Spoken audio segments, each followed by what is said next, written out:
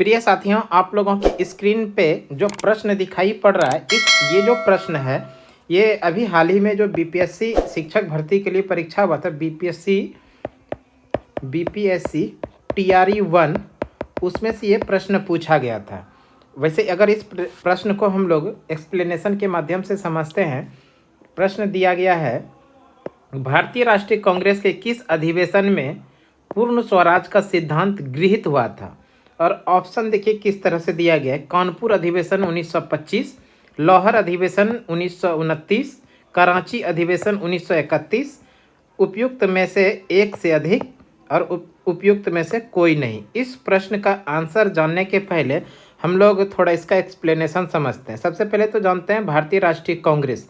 भारतीय राष्ट्रीय कांग्रेस के बारे में अगर हम लोग बात कर रहे हैं, यानी भारतीय राष्ट्रीय Congress INC, Indian national Congress. Indian national Congress की स्थापना 28 दिसंबर 1885 ईस्वी को हुआ था। इनके जो संस्थापक थे A.O. ह्यूम थे, और ये A.O. ह्यूम एक रिटायर्ड ICS अधिकारी थे। ये यहाँ से भी प्रश्न कई बार देखने के लिए मिला है।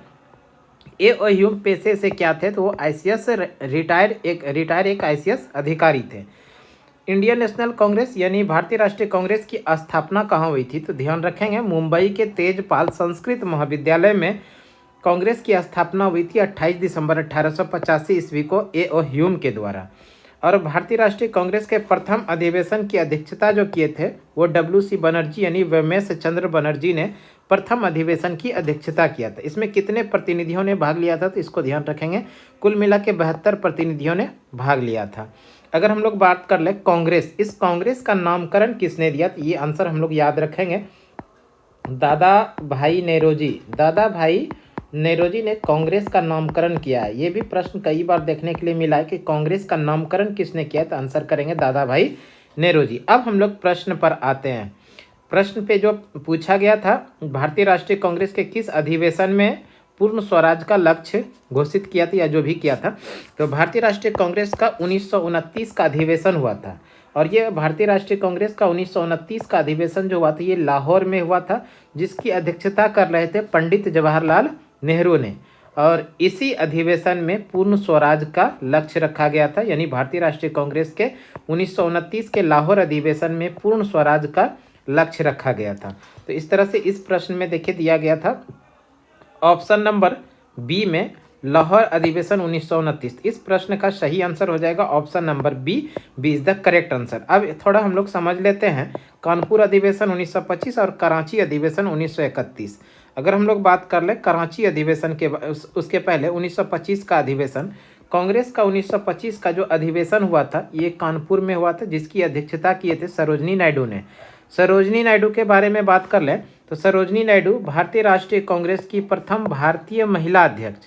यहाँ प्रश्न पूछा गया था भारतीय राष्ट्रीय कांग्रेस की प्रथम भारतीय महिला अध्यक्ष के बारे में बात किया जाए तब करेंगे हम लोग सरोजनी नायडू, जो कि 1925 के कानपुर अधिवेशन की अध्यक्षता किया था। अगर इसी में प्रश्न में पूछ दे भारतीय राष्ट्रीय कांग्रेस की प्रथम महिला अध्यक्ष, केवल यही पूछे प्रथम महिला अध्यक्ष, भारतीय राष्ट्रीय कांग्रेस की प्रथम महिला अध्यक्ष, तब हम लोग आंसर करेंगे एनी बेसेंट।